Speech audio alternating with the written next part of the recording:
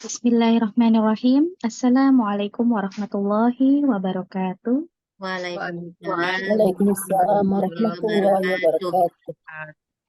Innal hamdalillah nahmaduhu wa nasta'inuhu wa nastaghfiruhu wa na'udzu billahi min syururi anfusina wa min sayyiati a'malina may yahdihillahu fala mudhillalah wa may yudhlil fala hadiyalah wa asyhadu an la ilaha illallah wahdahu la syarikalah wa asyhadu anna Muhammadan abduhu wa rasuluh.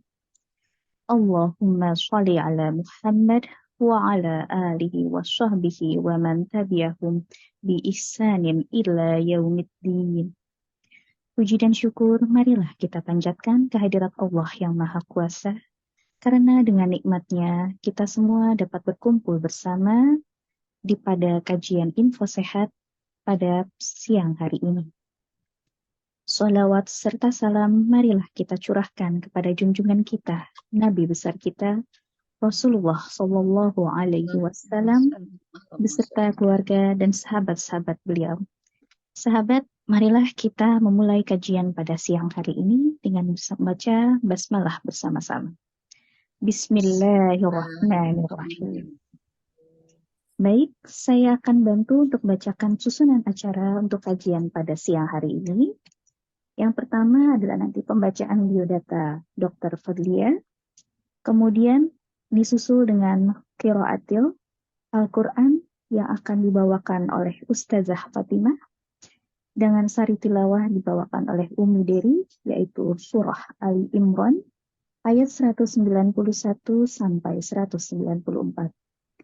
Kemudian pemaparan materi dari Dr. Fadlia, dan yang terakhir adalah sesi tanya-jawab, kemudian diakhiri dengan doa bersama. Baik, untuk mempersingkat waktu, saya akan bacakan biodata dokter yang akan membawakan kajian kita pada siang hari ini. Nama beliau adalah Fadlia, panggilannya adalah Dede. Tempat tanggal lahirnya ada di Banda Aceh pada tanggal 7 April 1977. Statusnya sudah menikah dan saat ini aktivitasnya adalah mengajar. Pekerjaannya sebagai PNS dan pendidikannya adalah spesialis 1 ilmu kesehatan THT di Fakultas Kedokteran Universitas Sumatera Utara. Alamatnya ada di Banda Aceh dan moto hidupnya, hidup hanya sekali, jadilah berarti. Baik. Untuk selanjutnya, mari kita dengarkan qiraatil Al-Quran yang akan dibawakan oleh Ustazah Fatimah dengan sari tilawah bersama Umi Dery, surah Ali Imran ayat 191 sampai 194.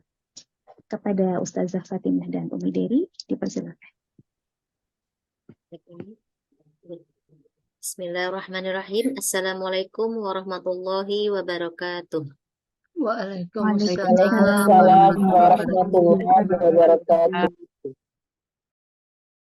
A'udzu billahi minasy syaithanir rajim. Bismillahirrahmanirrahim. الذين يذكرون الله قياما وقعودا وعلى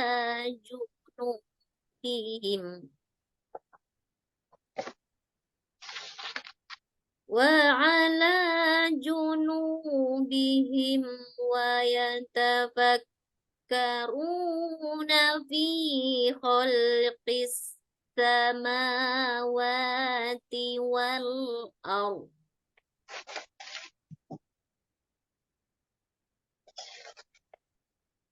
ربنا ما خلقت هذا باطلا سبحانك فقنا عذاب النار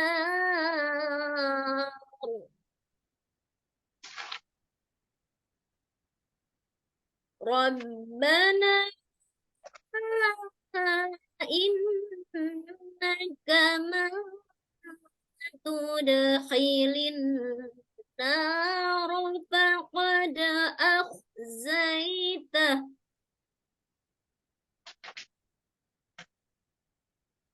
wa ma lizzalimin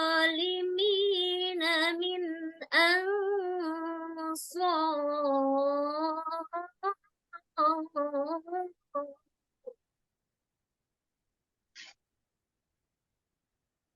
Rabbana innana sami'na munadiyan yunadi lil imani an aminu bi rabbikum fa amanna.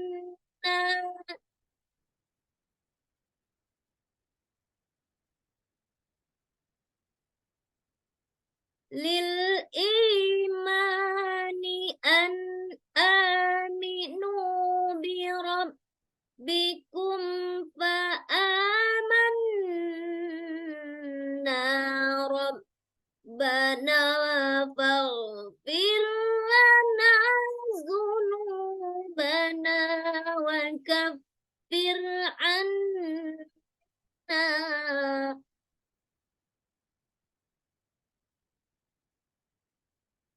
وكفر عنا سيئاتنا وتوفنا مع الأبرار.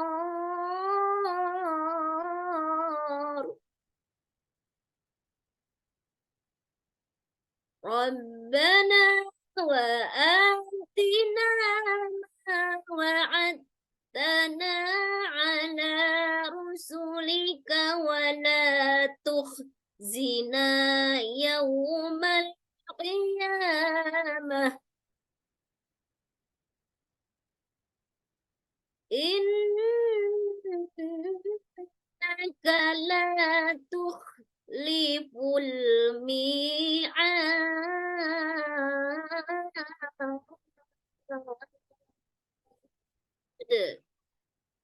Sadaqallahul azim.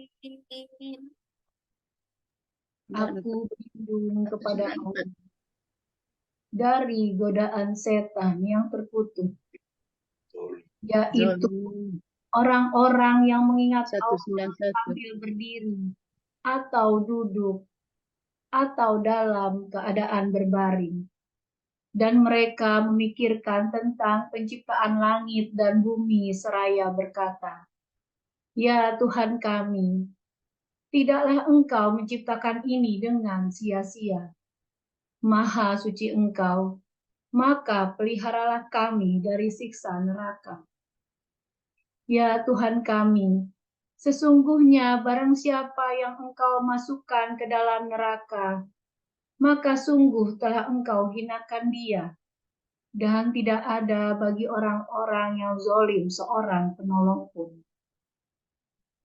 Ya Tuhan kami, sesungguhnya kami mendengar seruan yang menyeru kepada iman, yaitu, berimanlah kamu kepada Tuhanmu, maka kami pun beriman. Ya Tuhan kami, ampunilah bagi kami dosa-dosa kami, dan hapuskanlah dari kami kesalahan-kesalahan kami, dan wafatkanlah kami beserta orang-orang yang banyak berbakti. Ya Tuhan kami, berilah kami apa yang telah Engkau janjikan kepada kami dengan perantaraan Rasul-Rasul Engkau, dan janganlah Engkau hinakan kami di hari kiamat. Sesungguhnya Engkau tidak menyalahi janji. Maha benar Allah dengan segala firman-Nya. Wassalamualaikum warahmatullahi wabarakatuh. Waalaikumsalam warahmatullahi wabarakatuh. Baik. Jazakumullah khairan kepada Ustazah Fatimah dan Umi Dery yang sudah membacakan qiraatul Quran beserta dengan sari tilawahnya. Ya, selanjutnya mari kita dengarkan bersama pemaparan materi pada kajian kita siang hari ini oleh Dr. Fadlia. Pada Dr. Fadlia dipersilahkan.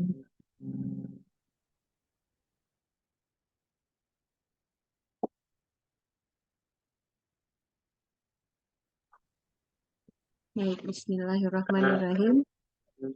Assalamualaikum warahmatullahi wabarakatuh. Waalaikumsalam. warahmatullahi wabarakatuh. warahmatullahi wabarakatuh.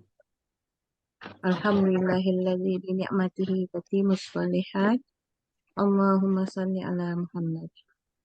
Alhamdulillah, terima kasih atas kesempatan yang telah diberikan ke saya hari ini untuk berbagi bincang-bincang saya tentang permintaannya kemarin tentang sinusitis ya. Apa yang kita ketahui selama ini tentang sinusitis? Dalam ilmu kedokteran sekarang sinusitis itu disebut di textbook sebagai rhinosinusitis. Jadi sama aja misalnya nanti umahat semua pernah mendengar sinusitis, ada pernah mendengar rhinosinusitis, sebenarnya itu adalah hal yang sama. Mengapa disebut rhinosinusitis? Karena gejala dan tanda sinusitis itu bermanifestasi pada hidung. Rhino itu hidung, sinus itu adalah rongga-rongga yang di sekitar hidung. Jika disebut rhinosinusitis, maka jadinya adalah peradangan pada hidung dan sinus. Ya. Suara saya jelas nggak? Jelas, Jelas, Bu Dokter. Ya, alhamdulillah. Jadi supaya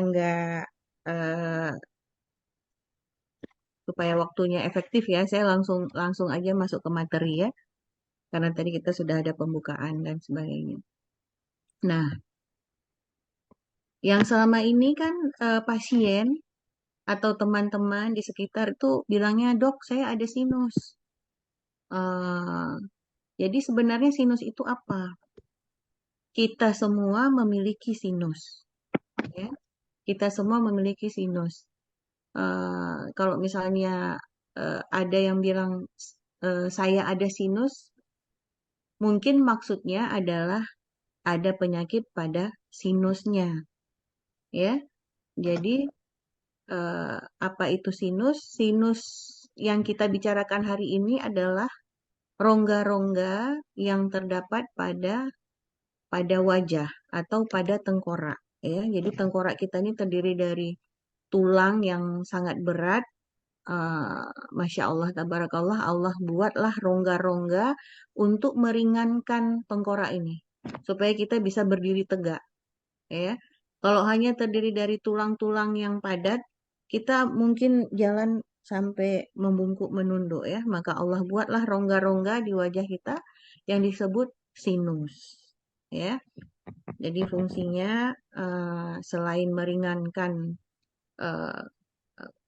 untuk mengatur tekanan pada wajah, juga turut berperan menghangatkan, melembabkan udara yang masuk melalui hidung, kemudian juga untuk berperan dalam bersuara ya, resonansi suara. Nah,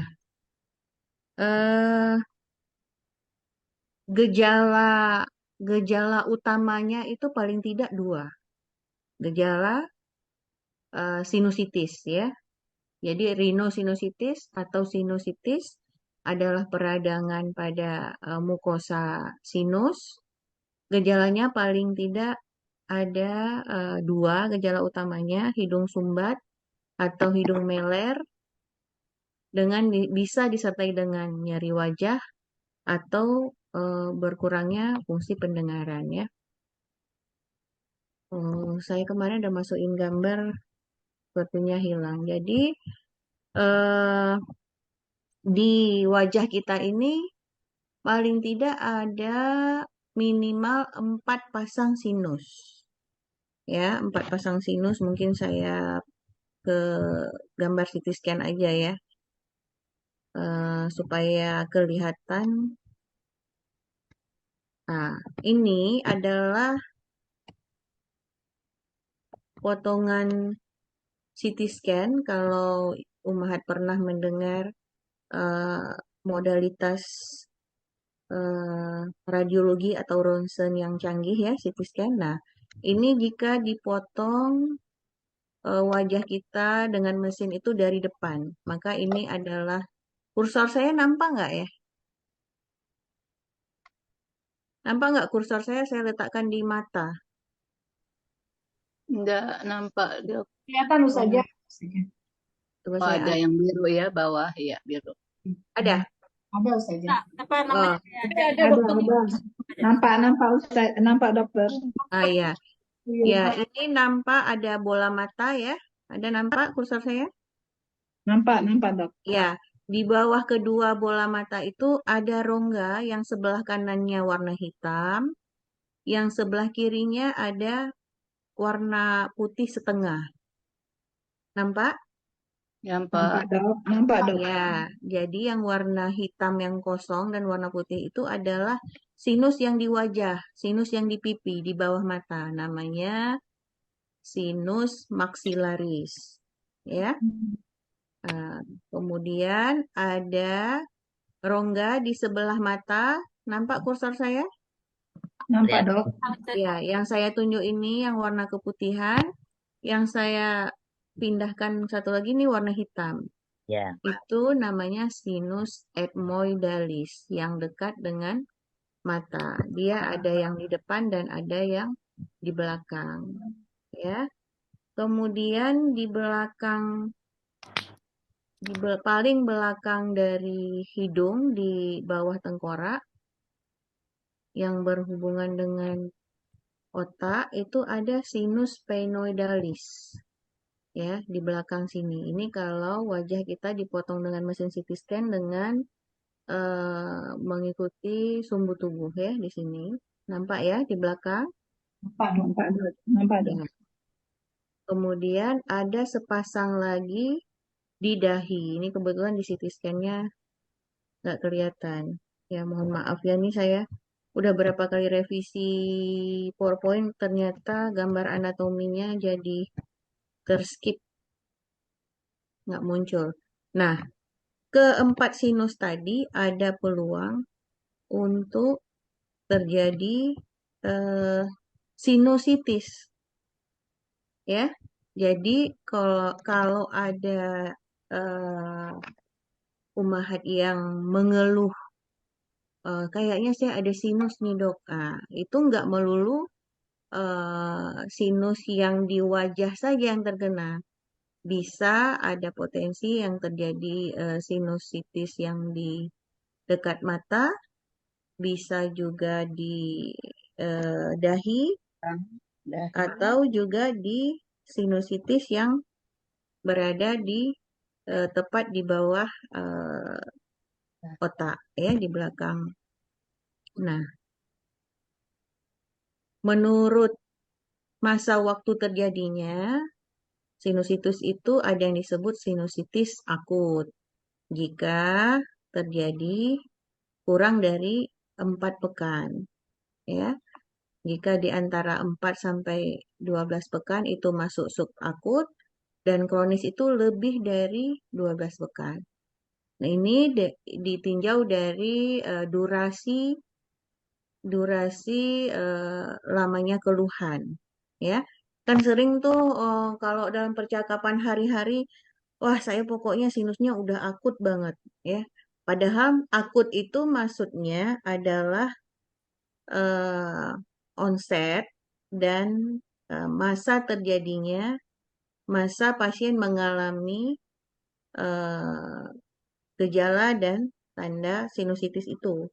Kalau lebih dari 4 pekan atau lebih dari sebulan, itu sudah melewati fase akut, masuk ke fase subakut. Nah, yang disebut kronis itu udah lebih dari 3 bulan.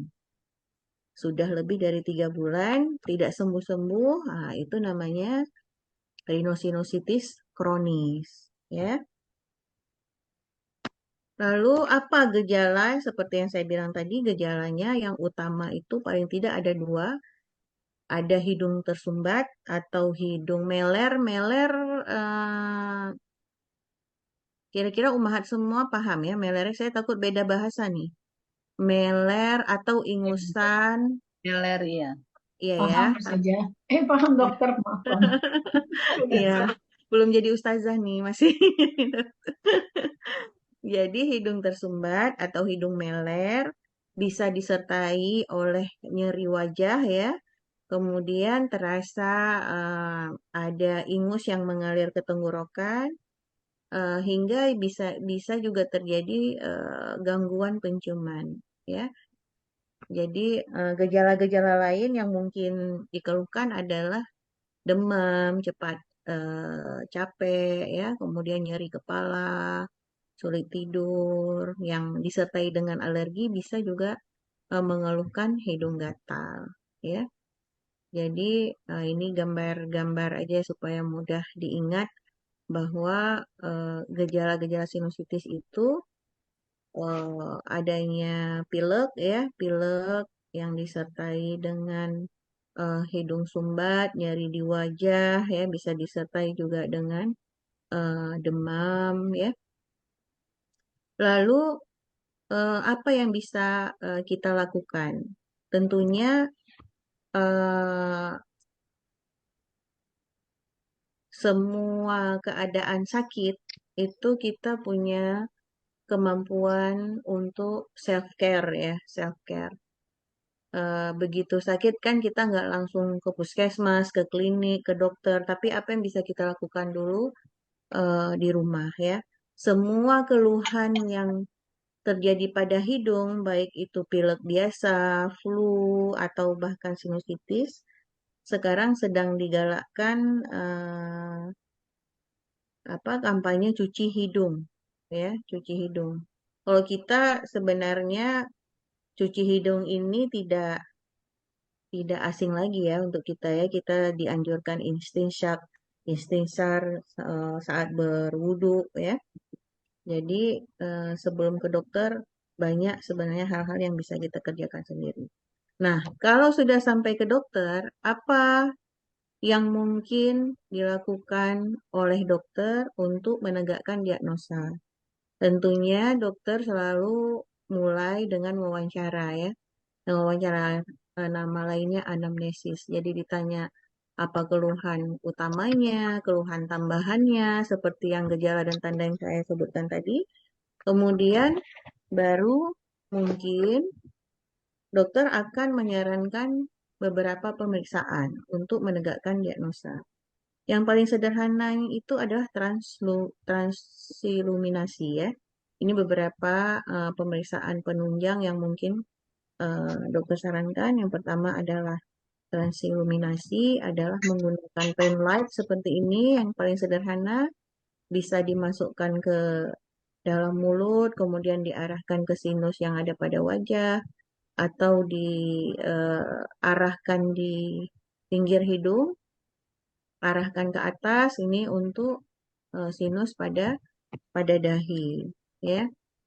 Mungkin kalau kita ke puskesmas tidak tersedia fasilitas ronsen ya, paling sederhana mungkin dilakukan pemeriksaan transluminasi.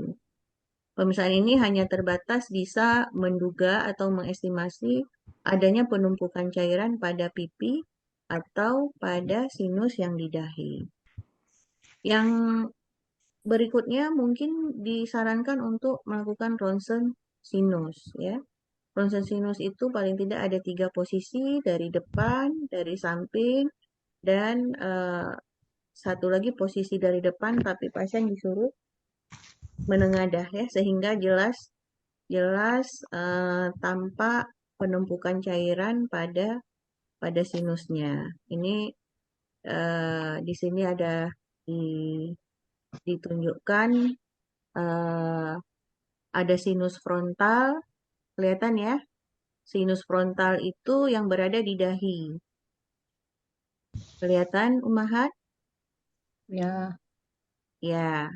Kemudian ada sinus etmoid yang di dekat mata tadi. Ini gambaran CT scan.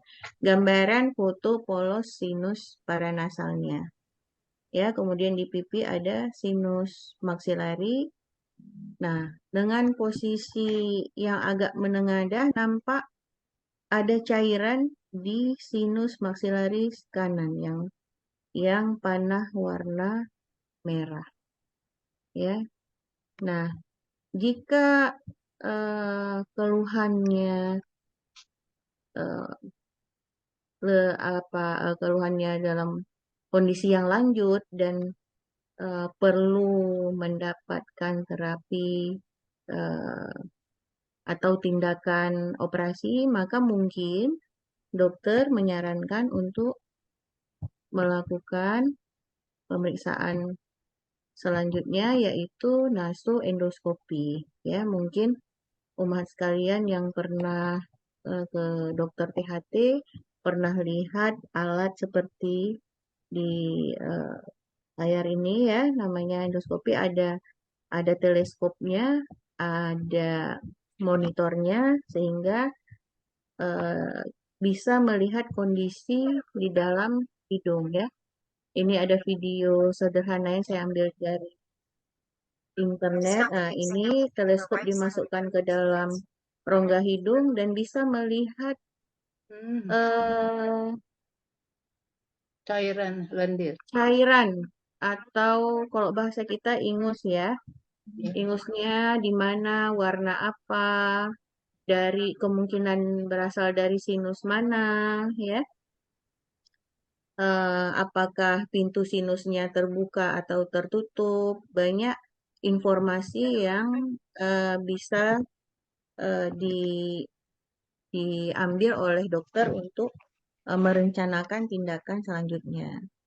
Nah, CT scan juga, CT scan memang tidak ada di semua fasilitas kesehatan ya. Mungkin di rumah sakit tipe B paling tidak ada CT scan. Yang bisa menjadi pedoman untuk dokter menentukan jenis operasi apa yang akan dipilih untuk melakukan tata laksana sinusitis ini ya. Mungkin sebagian pernah melihat atau pernah dilakukan CT scan ya. Ini mesinnya, kita tidur di bed mesin ini, kemudian didorong masuk ke dalam lingkaran ini sehingga bisa dilakukan CT scan sinus paranasal ya. Hasilnya seperti yang saya jelaskan tadi di awal. Jadi bisa dilihat apakah sinus mana yang penuh dengan cairan ya. Cairan itu seperti nanah gitu ya. Kalau kita bicara tentang sinusitis ya, udah sinus mana saja yang kena, ada berapa sinus yang kena, sehingga dokter bisa menentukan teknik operasi apa yang akan dipilih. Nah, tata laksana rhinosinusitis seperti saya bilang tadi, ya tujuannya tentunya untuk bisa menyembuhkan ya, menghilangkan gejala dan tandanya, kemudian mengurangi dan menuntaskan peradangan pada sinusnya, serta mencegah agar tidak kambuh kembali.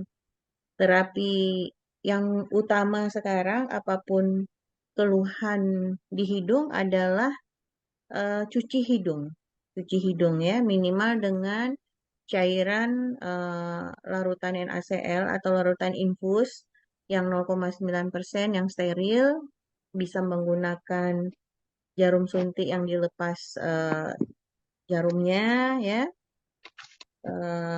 Bisa juga sekarang sudah banyak kemasan-kemasan yang digunakan untuk melakukan cuci hidung. Atau biasakan istinsyak aja saat saat berwudu ya.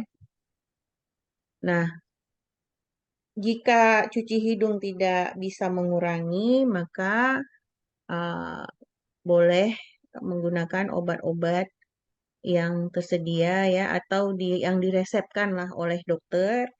Obat-obat yang mungkin diberikan adalah misalnya anti nyeri atau dekongestan ya. Dekongestan itu obat untuk melegakan nafas supaya tidak tersumbat. Kemudian bisa juga menggunakan mungkin diberikan obat-obat anti peradangan ya, bisa dari steroid atau non steroid. Bagi yang juga memiliki alergi, juga bisa dokter mungkin memberikan anti alergi. Bahkan kalau ingusnya atau cairan yang keluar itu sudah berwarna hijau dan kental, mungkin dipikirkan untuk diberikan antibiotik ya. Nah, ada juga usaha-usaha yang bisa ditempuh oleh pasien dengan sinusitis, bisa fisioterapi ya, bisa fisioterapi untuk mengurangi radangnya, kemudian kompres wajah ya, yang pastinya ya menggunakan masker sehingga tidak bisa menularkan ke orang lain, dan kita pun tidak mendapat kuman yang lain ya, karena dalam kondisi sakit kita sangat rentan mendapatkan kuman dari luar, mendapatkan sakit yang lain ya. Nah, ini mungkin yang pada fase ini setelah dengan obat-obatan tidak sembuh atau tidak mengalami perubahan yang signifikan, baru dokter membicarakan tentang mulai membahas tentang persiapan untuk diambil tindakan ya. Kalau di guideline, di panduan itu pengobatan lebih dari 3 bulan, kemudian gejala tidak berkurang, kemudian diperburuk dengan kelainan anatomi hidung, misalnya tulang hidungnya bengkok ya, sehingga pengobatan tidak maksimal, maka mungkin ditawarkan untuk dilakukan tindakan bedah ya. Tindakan bedah secara umum pada sinusitis ini ada 2 ya. Dulu sebelum alat-alat endoskopi berkembang, cara untuk melakukan operasi sinus itu, terutama yang pada pipi, itu melalui di bawah bibir dibuat lubang, kemudian dialirkan nanahnya ya. Tapi sekarang dengan sudah berkembang pesatnya alat-alat endoskopi, operasinya dengan endoskopi tanpa harus ada belah-belah ya, lebih kurang kayak video yang tadi kita tayangkan. Dibuka muara sinusnya, kemudian dialirkan nanahnya keluar. Tentunya setelah operasi tetap harus mendapatkan perawatan, obat-obatan, dan seperti cuci hidung tadi ya. Kemudian bagaimana cara mencegahnya ya, kita kenali faktor resiko mungkin ya. Hindari faktor resiko, faktor pencetus ya. Yang sekarang happening itu polusi udara ya. Saya dengar di ibu kota kita sekarang beberapa bulan terakhir nih polusi udara luar biasa ya. Walaupun saya belum pernah langsung lihat, saya lihat di media-media sosial tuh polusi udara sangat sangat tinggi. Kemudian ya asap rokok ya, debu bagi yang alergi, kemudian gigi berlubang, terutama gigi yang berada di atas, terutama gigi geraham ya, yang atas itu akarnya berada di dasar sinus yang ada di wajah. Jadi makanya nanti ada sinusitis dentogen namanya, yang penyebabnya adalah bakteri di akar gigi, ya. Kemudian alergi yang berat ya, kalau di bahasa di buku-buku kedokteran itu rinitis alergi namanya. Alergi yang sering bersin-bersin, ingusnya encer kayak air. Tapi dalam 1 pekan itu terus-terusan ya, dan tidak mendapat penanganan yang sesuai, yang adekuat, sehingga lama-lama dia bisa juga jatuh ke sinusitis. Jadi harus kita harus kita kontrol alerginya dan kita hindari pencetusnya ya. Yang paling sering pencetus alergi itu di dalam rumah. Ada host dust mite ya, ada tungau yang di debu rumah, kemudian serbuk sari, bulu hewan. Sekarang juga lagi ngetrennya piara kucing, piara anjing ya. Jadi itu yang dari bulu-bulunya itu bisa membuat alergi. Ya, tentunya kita juga yang ini sakit nggak sakit, pola hidup yang sehat, pola makan yang sehat, harus ada olahraganya ya, sehingga kita tidak mudah sakit. Saya pikir itu informasi yang bisa saya bagi hari ini. Kita saling berbagi dan mungkin akan dilanjutkan dengan bincang-bincang santai ya. Terima kasih.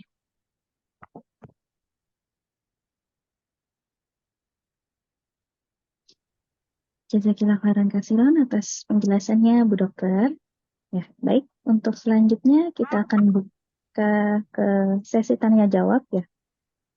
Kepada sahabat yang ingin bertanya, dipersilahkan untuk raise hand terlebih dahulu ya.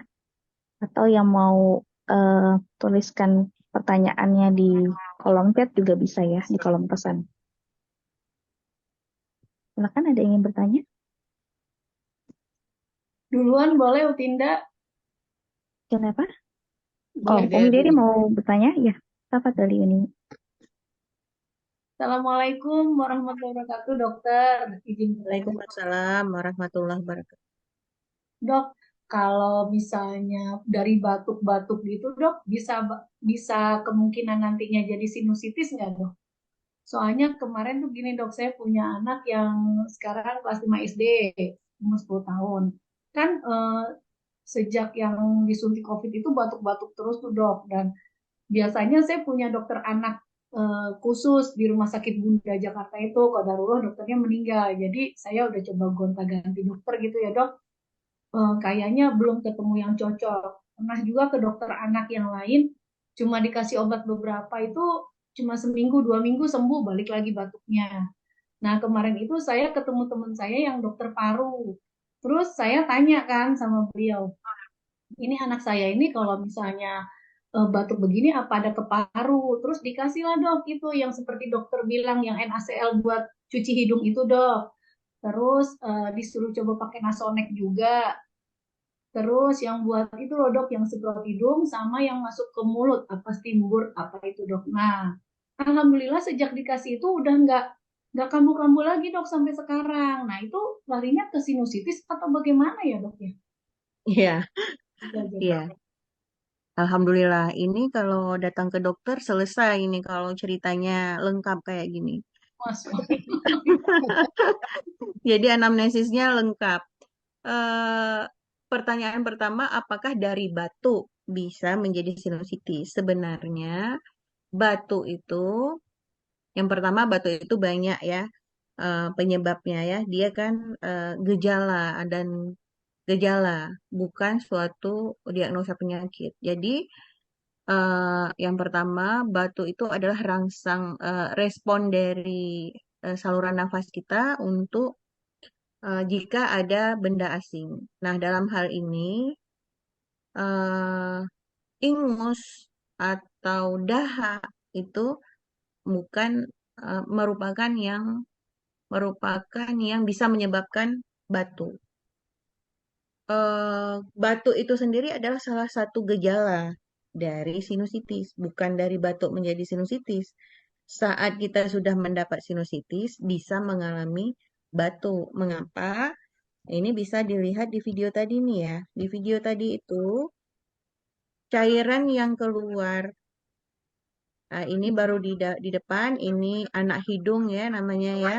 Bukan polip. Ah, ini keluar dari sinus, dari pintu sinus yang ada di pipi. Keluar dari pintu yang ada di pipi, kemudian dia mengalir sampai ke belakang. Nah, ini. Nah, ini yang merangsang batuk. Ini yang merangsang batuk. Jadi bukan dari batuk yang menjadi sinusitis, tapi sinusitis menyebabkan batuk. Tapi untuk kasus yang diceritakan tadi, arahnya itu adalah ke alergi. Alergi ya. Batuk lama, sudah mendapat pengobatan, tapi berkurang sebentar, tetap batuk saja. Itu kambing hitamnya paling tidak ada dua. Yang ringan, paling tidak ada dua. Kalau bukan batuk karena alergi, karena naiknya asam lambung sampai ke tenggorokan. Ya. Yang ketiga yang tidak buat kita tenang adalah batuk karena TBC. Ya, tapi itu disertai dengan gejala-gejala lain. Ya, batuk berdarah, ya, eh, badan kurus kering, padahal makannya banyak, ya, berkeringat malas segala macam. Itu sebenarnya juga kita harus aware karena negara kita belum bebas dari TB, ya. Kalau dibilang TB ya nggak usah kecil hati karena memang sampai sekarang program pemerintah tuh belum selesai dengan TB, makanya obat-obat TB itu gratis, ya. Oke. Gitu, Bu Dery, semoga terjawab. Ya, makasih dokter. Alhamdulillah, ya dok. Atas penjelasan. Makasih ya dok. Sehat-sehat selalu dok. Insya Allah. Alhamdulillah. Assalamualaikum. Selanjutnya kepada Eyang Ma tadi yang sudah mengajukan, yang sudah raise hand. Eyang Ma, Iya, tempat Bali, silakan. Ustazah. Oh, dokter Fadli ya. Makasih Utinda. Assalamualaikum. Terdengar suara saya, Ustazah? Dokter. Terdengar? Ya. Waalaikumsalam, tafadhal, Eyang. Intinya izin berbagi Ustazah, dokter. Kami sekeluarga, terutama saya dan anak saya yang bungsu, terdiagnosa sinusitis kronis. Dan tahapan-tahapan yang dokter bilang tadi sampai di scanning, sampai di fisioterapi sudah kami jalani. Alhamdulillah dengan kami tekun berobat, anak saya sembuh, saya sembuh. Tapi yang saya ingin berbagi itu sembuhnya agak berbeda. Saya sembuhnya karena terapi obat juga sampai ke dokter THT di Rumah Sakit Pelni. Ini ibu tidak akan bisa sembuh selamanya sampai harus minum obat. Diagnosanya seperti itu karena faktornya alergi. Ya, jadi bagaimana cara menghilangkan alergi? Ya, di salah satunya debu. Saya nggak kuat sama debu. Jadi seluruh perabot rumah saya tidak boleh mengandung karpet, tidak boleh mengandung horden, ya artinya tidak ada binatang. Ya alhamdulillah dari situ berangsur pulih, tapi kemudian nafas saya tuh agak sesek tapi kurang nyaman baunya dok, ada agak bau gitu. Terus sambil berobat juga saya minum jamu waktu itu dok. Selama 6 bulan, mungkin nggak saya sebut jamunya nanti bisa. Nah, ini saya salah. Sampai keluar seperti jelly gitu. Jelly yang kental, awalnya berwarna hijau, lama-lama bening dan lama-lama habis hilang. Itu saya. Kemudian anak saya berobat juga sampai SMP apa SMA. masih di terapi fisioterapi karena setiap dia kena alergi dia nggak bisa nafas. Sampai saya punya nebulizer khusus dia. Nah, akhirnya karena sudah juga berhijrah dengan tanpa ada binatang, tanpa karpet, tanpa korset. Akhirnya memang faktor utama polusi, Dok. Polusi. Akhirnya alhamdulillah saya hijrah. Saya hijrah pindah rumah ke Depok. Dari situ dia mulai melihatkan bahwa dia sehat, sembuh gitu. Jadi itu yang ingin saya berbagi. Tapi kami sendiri tidak lepas dari alergi itu. Setiap ada alergi, saya pasti langsung kontak gitu loh. Pasti nggak bisa gitu. Intinya memang nggak bisa sembuh total, tapi kami bisa mengendalikannya dengan cara menghindari alergi tersebut. Demikian Ustaz, Dokter, berbaginya saya. Mohon izin. Assalamualaikum warahmatullahi wabarakatuh. Waalaikumsalam warahmatullahi wabarakatuh. Terima kasih. Ini Eyang sebutan atau nama ya? Saya takut salah. Sebutan Ustazah, nama Oh saya. iya, baik. Terima kasih Eyang. Matur nuwun.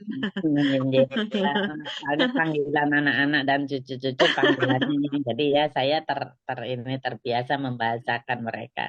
Yang Iya. siap. Baik. Izin moderator saya menanggapi Eyang. Siap. Ya, silakan Ibu Dokter. Ya, terima kasih Eyang sharingnya ya. Sangat bermanfaat pastinya untuk kita dan semua ummahat semua. Seperti Eyang bilang tadi, perlu kita bedakan kondisi alergi dengan sinusitisnya ya Eyang. Sinusitis itu adalah penumpukan cairan yang terjadi penumpukan di sinus itu Ya. lebih sering kental, lebih Iya. sering kental. Tapi Dan kalau airnya sakit cairannya kepalanya sudah, udah hilang. Iya, di sakit iya. kepala pun iya Tapi sini. kalau cairannya sudah mulai cair seperti air ya, kalau di buku dibuatnya watery seperti air. Itu udah karena alerginya. Kemudian kalau bau misalnya atau Ya. kehijauan, jangan lupa cek gigi bagian atas ya.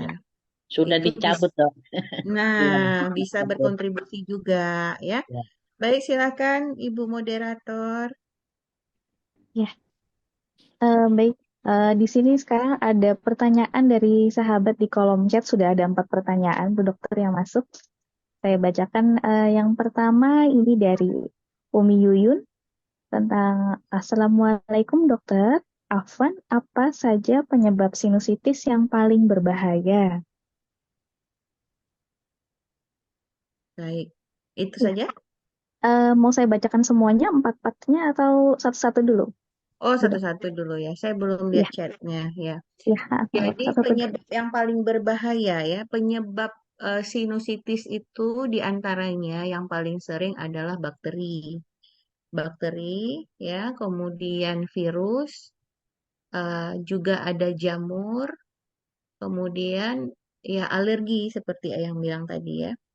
Kalau kita bilang yang paling berbahaya itu bakteri dan jamur ya.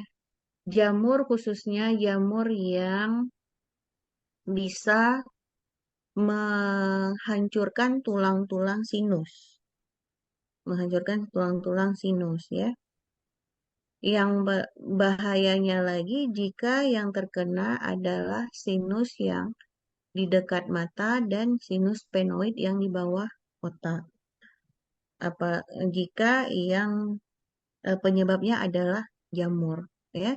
Karena jamur itu bisa menghancurkan tulang-tulang. Kalau nauzubillah jangan sampai tulang dasar yang di dasar otak itu yang dirusak sehingga bisa terjadi komplikasi ke intrakranial ke dalam otak ya.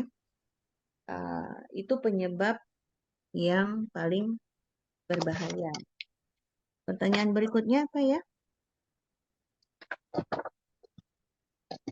Maaf, yang selanjutnya di sini ada Dari Umi Jumiati. Assalamualaikum dokter. Kalau tiba-tiba hidung berasa bau, terutama kalau kecapean, apakah itu termasuk ke dalam sinusitis juga, dok? Seperti yang sudah kita sampaikan tadi, paling tidak dia gejala utamanya hidung mampet, hidung tersumbat, ya, hidung mampet atau tersumbat, kemudian ada cairannya ya, pilek, ingus, ya, disertai nyeri wajah, bisa ada demam, ya. Tapi kalau karena capek, hidungnya bau, itu belum mencukupi kriteria sinusitis. Mungkin bisa jadi eh, kondisi gigi geliginya mungkin ya, sehingga aromanya masuk ke hidung, ya. Demikian. Baik, Bu Dokter. Pertanyaan ketiga yang ada di kolom pesan ada dari Umi Novida. Di sini beliau bertanya, Assalamualaikum warahmatullahi wabarakatuh. Dari pemaparan Bu Dokter tentang gigi geraham atas berlubang, apakah bisa menyebabkan sinusitis? Apakah salah satu gejalanya terasa kaku di pipi? Baik, terutama gigi atas. Oh, gigi bawah nggak terlalu berpengaruh dengan sinus ya. Gigi geraham atas jika mengalami eh, karies ya, tidak semua karies juga yang sampai ke dasar ke akar gigi karena yang ada hubungannya dengan sinus, dengan dasar sinus di pipi itu adalah akar gigi dari gigi geraham atas. Kalau memang ia ada karies di sana dan pipinya terasa sakit ya, nyeri, kemungkinan besar kumannya berasal dari gigi. Bisa, kalau kaku itu sangat subjektif ya. Tapi kalau sakit, nyeri itu adalah salah satu tanda tanda radang. Demikian. Ya, Baik, jazakan Ustazah, khairan, Bu masih Dokter. ada lagi ya, Bu Dokter. Ini ada yang mau bertanya dengan raise hand, ada lagi yang apa mau dilanjutkan dulu yang dari pesan, Bu Dokter? Silakan ini sesuaikan aja Oh iya, Ibu baik. moderator. Ini yang dari pesan saya habiskan dulu ya. Ada dua lagi terakhir. Assalamualaikum Bu Dokter dari Umi Sati, Ana Umi Sati. Afwan, bagaimana cara mengobati batuk alergi? Anak saya batuk tidak berdahak, sudah berobat ke dokter, berkurang sedikit, tapi batuk kembali. Seperti itu. Ya, Syukran jazakallahu khair sebelumnya dokter. jazakillah khair. Jadi alergi itu seperti yang bilang tadi ya, alergi itu faktornya di dalam tubuh kita. Bukan seperti bakteri yang kita dapat dari luar ya, virus dapat dari luar, tapi alergi itu faktor alergi itu dari dalam tubuh kita. Sehingga buku manapun di seluruh dunia ini tahap pengobatan pertama adalah avoidance, pencegahan.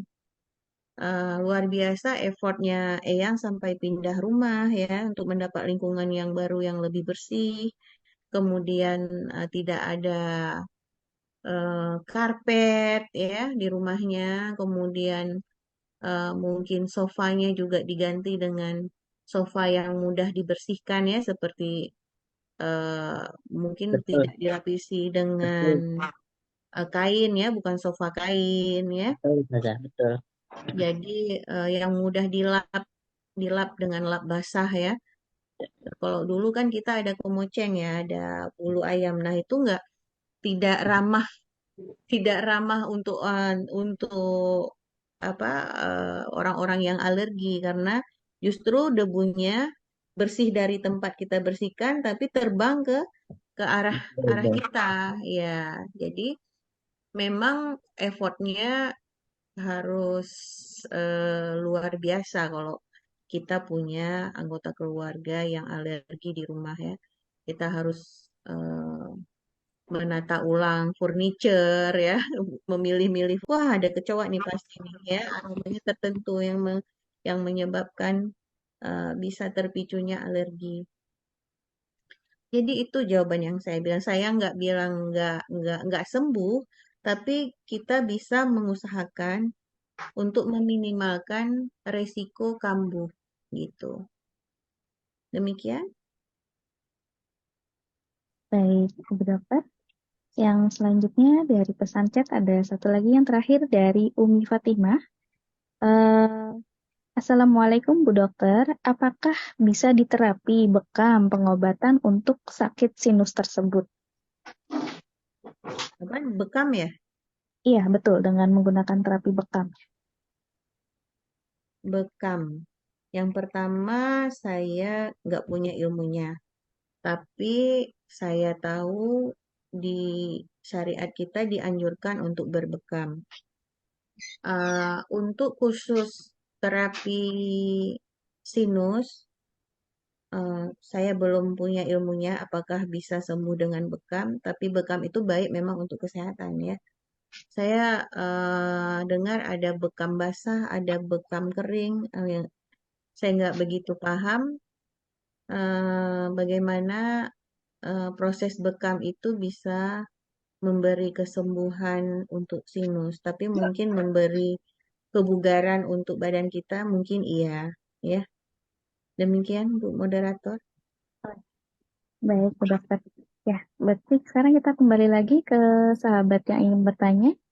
Ummu Habibah, Naam, Ustazah. silakan. Assalamualaikum warahmatullahi wabarakatuh, Ustazah, Waalaikumsalam. Bu Dokter. Waalaikumsalam warahmatullahi wabarakatuh. Eh, ada yang ingin saya tanyakan. Saya itu sering kalau capek atau kurang tidur, kepala leher terasa kaku, cengeng gitu kalau bahasa Jawanya nggih. Terus kepala senut-senut. Larinya juga ke hidung, salah satu hidung itu mampet. Itu kalau Salah satu hidung, sebelah aja. Sebelah nggih, sebelah hidungnya mampet dan nggak ada cairan sih.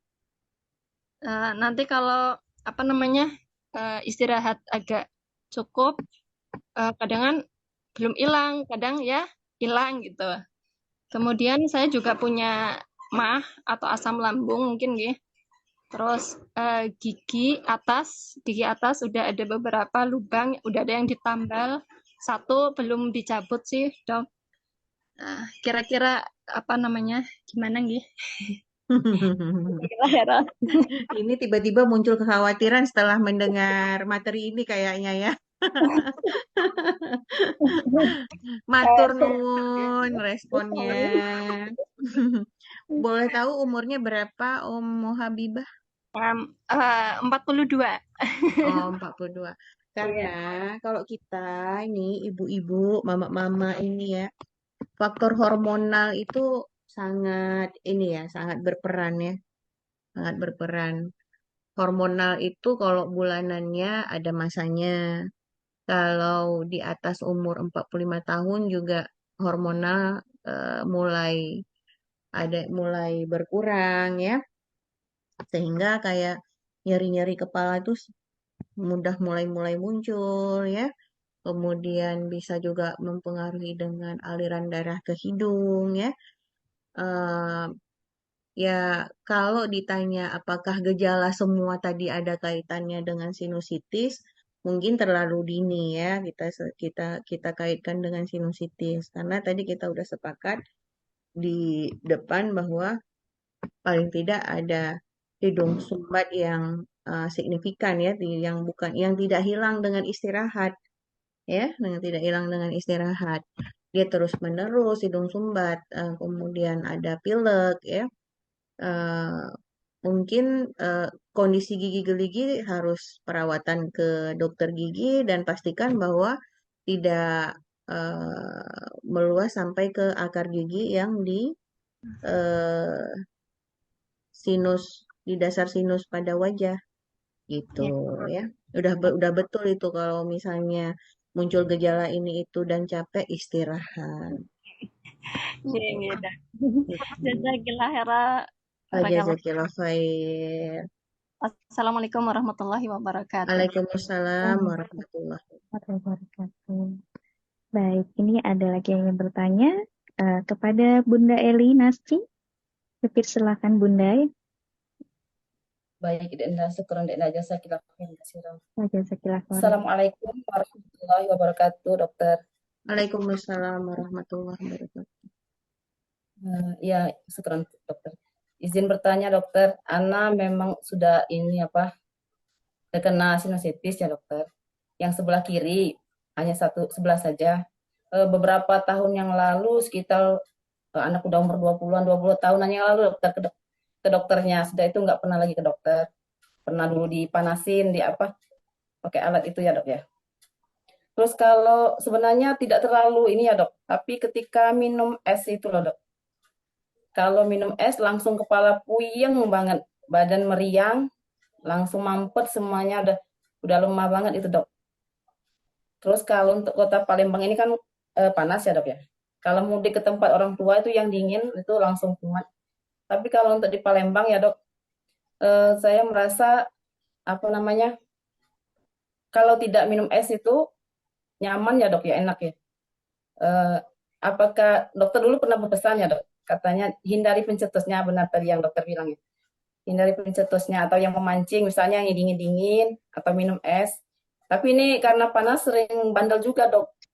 Minum es, kali-kali lihat anak-anak minum es kan. Langsung pusing banget. Itu saya kalau udah pusing gitu, udah meriang, udah pilek, minum Renos itu dok.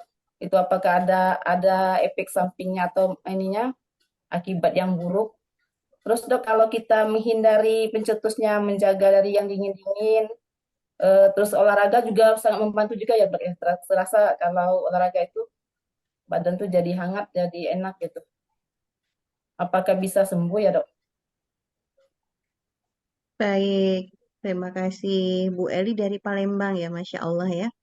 Iya dok. Berarti ini kita semuanya bukan berasal dari Jawa atau sekitarnya ya. Pokoknya ternyata ada yang dari Sumatera juga ya. Iya dok. Betul Bu Dokter. Alhamdulillah. Sebenarnya jawabannya sudah ada dari cerita Bu Eli ya.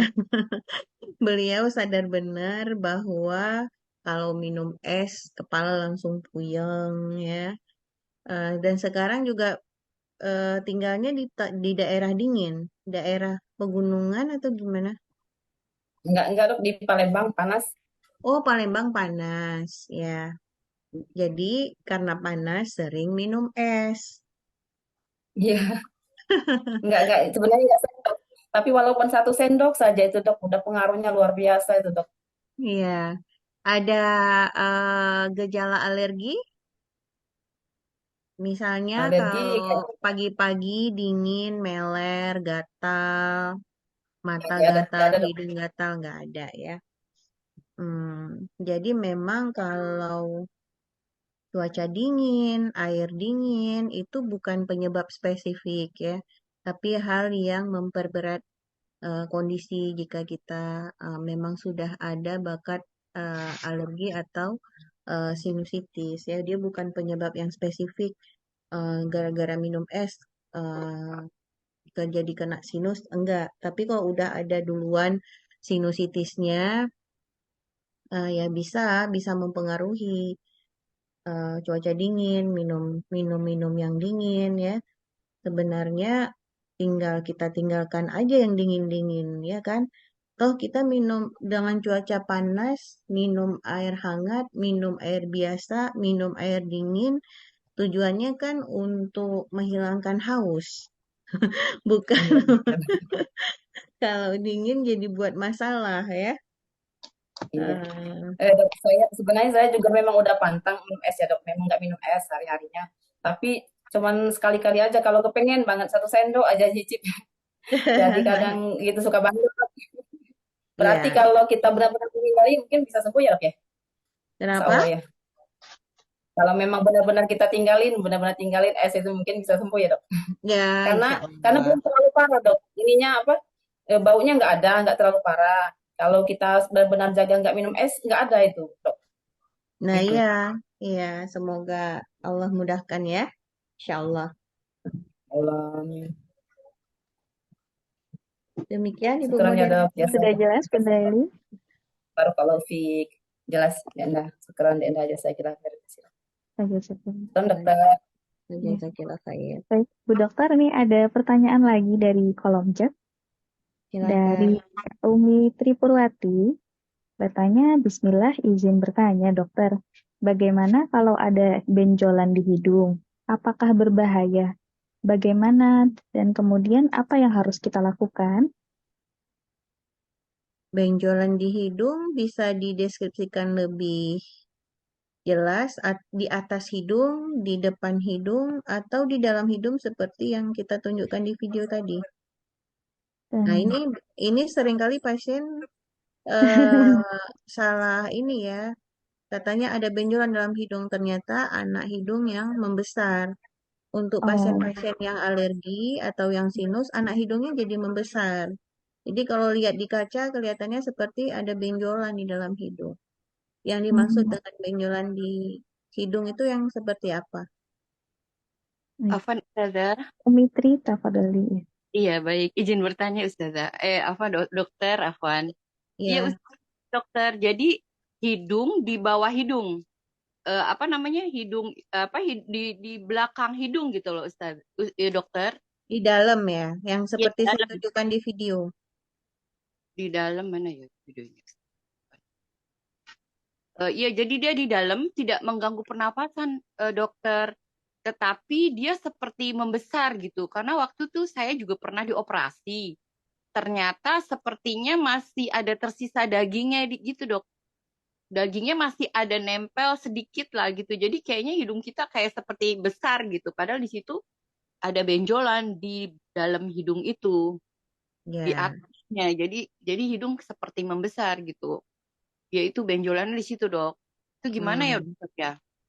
Kayaknya waktu ya. itu dioperasi tapi seperti belum tuntas gitu, dok. Kalau saya pegang gitu, saya raba tuh masih terasa, masih kepegang gitu.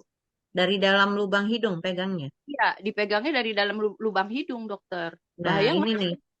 Ini ya, Ibu Permata saya lihat namanya. Iya, Afwan Ustaz. Dokter, ya, Ibu Tri, Ustaz, dok. Ibu Tri, ya, ya, ya. Ini karena tadi kalau video ya udah saya kasih tunjuk bahwa di dalam hidung itu memang ada benjolan yang normal harus ada. Justru dia yang membuat hidung kita itu tidak sumbat karena dia mengatur turbulensi udara ya, Maha besar Allah. Luar biasa Allah buat struktur di dalam hidung supaya udara yang masuk ke dalam hidung itu tidak langsung ke belakang. Jadi berputar di antara benjolan-benjolan ini, namanya turbinet atau kongka atau eh, kalau pasien bilangnya anak hidungnya, kalau kita lihat dari CT scan, nah ini nampak kursor saya ya. Kursor saya nampak, saya tunjuk di tulang hidung di tengah, Nampak, Ustazah? di CT scan. Nampak, dok. Kelihatan Ya, Ustazah. ini tulang hidungnya kebetulan di CT scan ini bengkok ke arah kanan ya. Kanan, ini kiri. Ini tulang hidungnya bengkok ke arah kanan. Nah, ini ada tulang dari anak hidung yang sangat besar. Jadi pasien-pasien dengan sinusitis anak hidungnya jadi membesar seperti ini. Kelihatan dari luar itu seperti benjolan yang tidak normal. Padahal dia normalnya harus ada di sini. Saya nggak bisa pastikan apakah operasi yang dialami oleh Putri memang ada sisa atau tidak, tapi kalau benjolannya posisinya di sini, ini harusnya normal dan harusnya ada, ya harusnya ada. Jadi Pada kondisi anak hidung yang sangat besar hingga menutupi rongga hidung, yang dibuang adalah sisi bawahnya saja. Memang disisakan 2/3 atas untuk turbulensi udara tadi. Apakah sekarang masih tersumbat hidungnya? kalau tersumbat tidak, dokter. Cuma seperti membesar gitu, dok. Hmm. Ya, Saya paham. artinya apapun itu, apakah dia yang normal atau tidak, jika memang tidak ada tersumbat, berarti dia bukan hal yang baru tumbuh ya, Iya sudah dok. biasa, sudah ada di dalam dan tidak memberi gejala sumbat hidung, Iya ya. dok, tidak dok. Alhamdulillah, semoga bukan penyakit ya. Nah, iya dokter. Berarti tidak berbahaya ya dok? Kita kadang takut dokter. Kok kayaknya Ya, gitu dia adanya di sebelah kanan dok benjolan itu. Kalau yang hidung sebelah kiri nggak ada. Dia adanya hmm. Ya, kalau dari bahasa kedokteran, setiap benjol yang harusnya tidak ada, tapi dia tumbuh di sana, itu disebut tumor. Tumor Iya, itu ada jinak, ada ganas. iya dok. Ya, kalau yang kita takutkan tumor ganas. Iya Nah, dok. tumor ganas itu kelakuannya ya, sifatnya cepat membesarnya, dalam waktu singkat dia udah membesar, tahu-tahu aja udah penuh, udah mampet, mudah berdarah. Nah, itu yang kita harus waspada, harus hidup alarmnya. Iya betul dok. Sepertinya Ya, ini udah ganas ya dok. Jadi jangan sampai dan nauzubillah min dzalik. Jadi terkadang saya suka kasih obat minyak but-but itu dok. Suka saya taruh kayak itu minyak but-but di situ. apa yang terasa? Iya kadang suka saya kasih minyak but-but gitu dokter di benjolan itu. Ya, apa yang terasa? Apa mengecil? Sepertinya lumayan gitu dok. Nggak terlalu agak mendingan lah gitu. Kalau dirajinin kasih minyak but-but. Ya, insya Allah. Iya dokter. Jadi mudah-mudahan nggak berbahaya dok ya. Semoga insya Allah. Amin, amin ya Allah. Terima kasih dokter. Dokter jawabannya, insya Allah.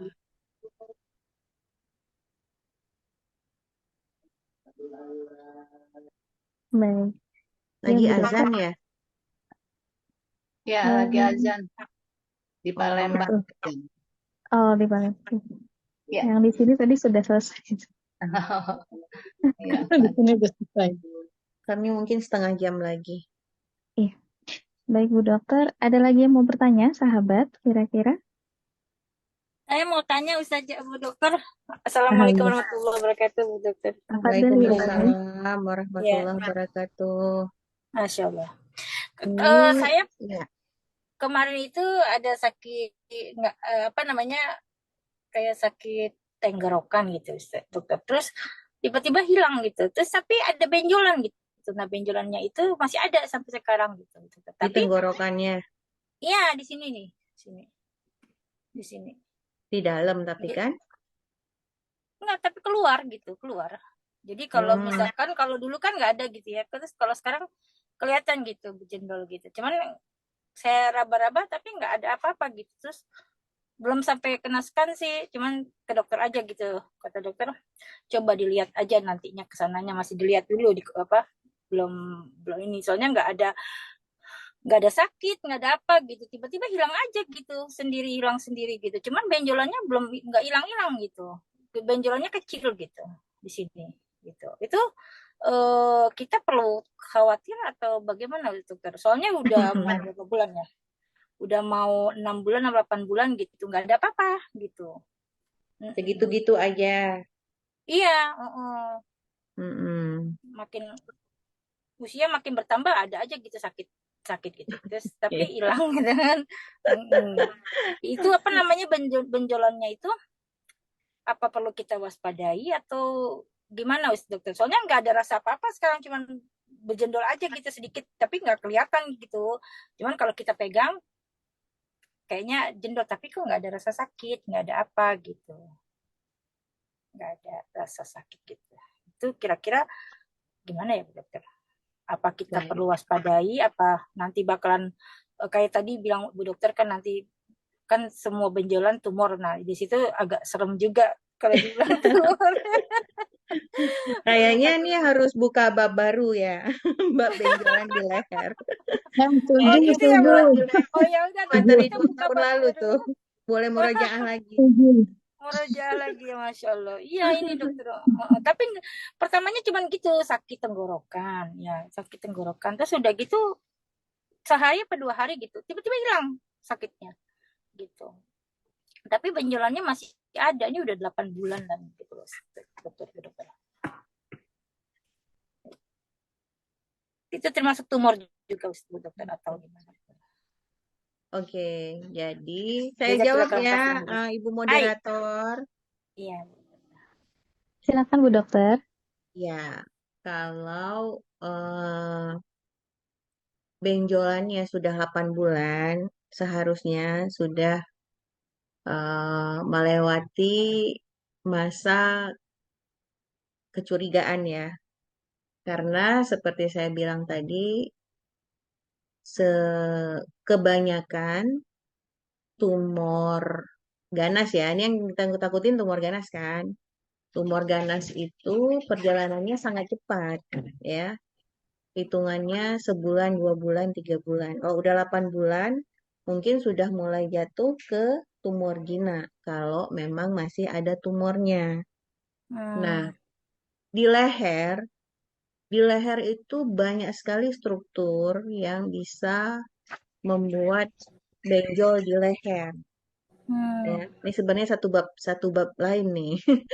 Tapi secara umum ya, kalau benjolannya di tengah, waktu kita menelan dia ikut, kemungkinan asalnya dari kelenjar gondok atau kelenjar tiroid. Di tengah, pas di tengah.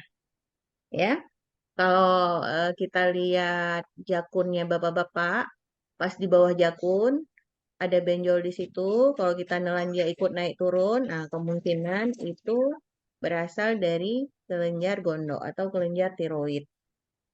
Ya, nah kalau benjolnya di kiri kanan atau di bawah dagu, itu letaknya posisi dari kelenjar getah bening.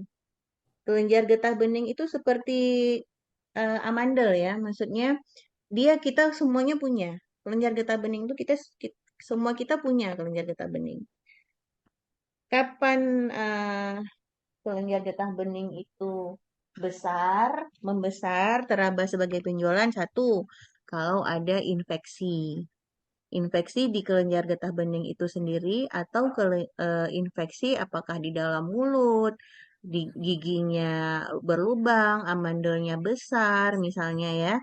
Itu bisa buat kelenjar getah bening di leher membesar. Ya. Jadi bisa karena infeksi. Yang terakhir ya karena tumor. Kalau memang kita khawatir, silahkan datang ke dokter. Kemungkinan kalau di leher itu ada modalitas pemeriksaan yang bisa disarankan oleh dokter. Apakah itu biopsi jarum halus atau FNAB atau USG leher. Karena dia letaknya di permukaan ya. Hal lain mungkin ya kista-kista di bawah kulit. Kista-kista kecil yang di bawah kulit ya. Kalau benjolannya kecil, mudah bergerak, tidak nyeri ya. Jadi waktu saya dengar bahwa ada sakit tenggorokan terus ada benjol, ya kemungkinan radang di tenggorokan mengalir ke kelenjar getah bening leher. Nah, kalau orang amandel tuh yang paling sering. Ya, saya punya Kambuh. amandel, dokter. Nah, Punya amandel. Jadi amandelnya kambuh. kadang kalau lagi besar tuh demam. Bisa sampai demam. Betul.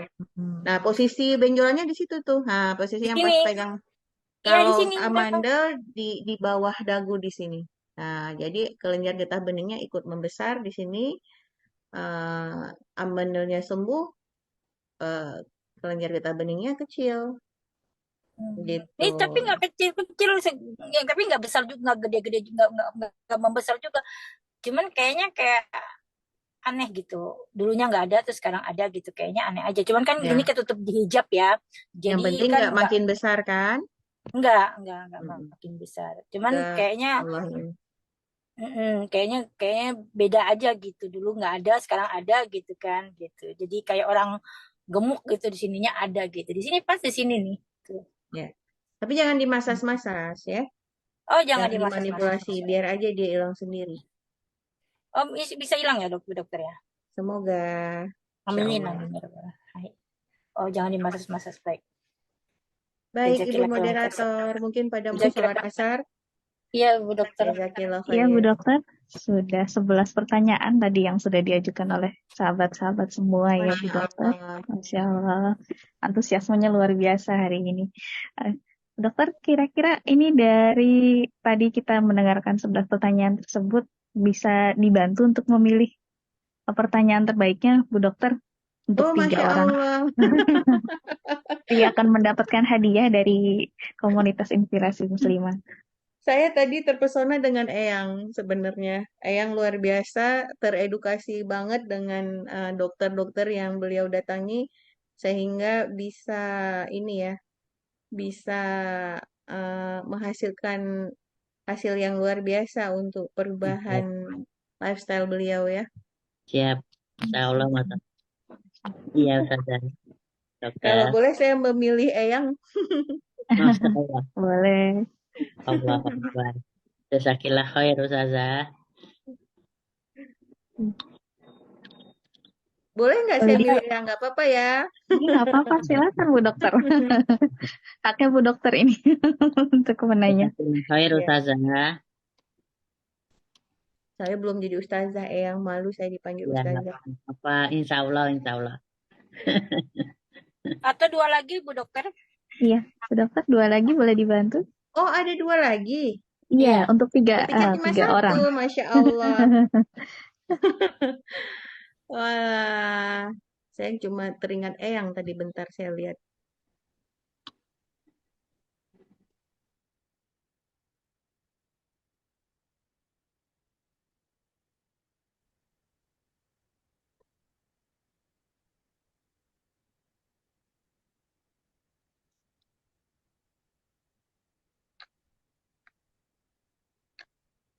Yang tadi yang gejala batuk tadi siapa ya?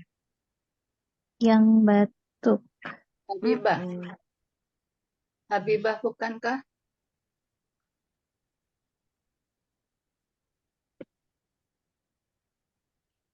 Ummu Sama Habibah kalau yang nggak salah ya. penyebab itu, penyebab yang paling Ummu Habibah berbahaya. tadi.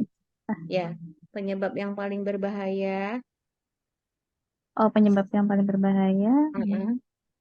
Sama Itu yang dia. gejala batuk tadi. Gejala batuk. Berarti Ummu Habibah sama tadi yang paling berbahaya. Yang anaknya batuk tadi langsung ngomong Deri sepertinya. kayaknya Oh, tadi. itu Deri, Umi Deri. Umi Yuyun. Putri Deri kayaknya. Umi Deri. Umi Deri anaknya. Yang pertama kali ya, Ustaz, Bu Dokter? Yang Saya pertama kali. kurang ingat. Pokoknya tadi ada yang ngomong apakah batuk bisa jadi sinusitis? Saya Bu Dokter. Oh iya, Ummu Dari ya.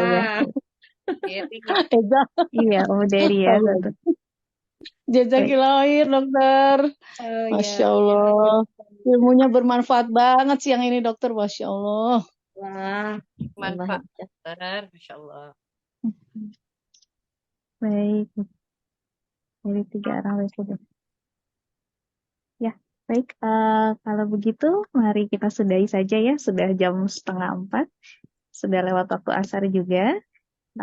Jazakillah khairan kasiran kepada Bu Dokter Fadlia yang sudah sudah membagi ilmunya kepada kita ya.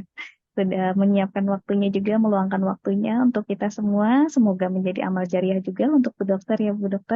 Untuk ilmunya dan barokah untuk kita semua yang sudah mendengarkan.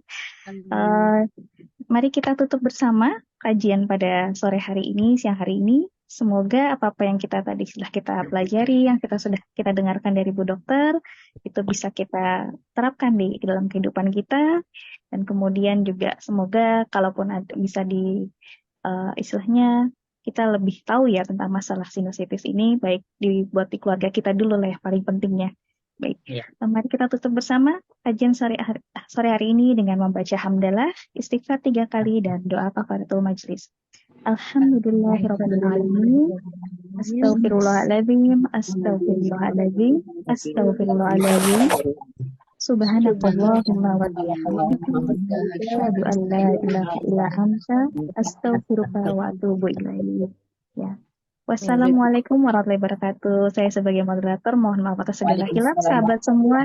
Terima kasih juga atas antusiasmenya ya sahabat semua yang sudah hadir semua dari tadi ya jam 2.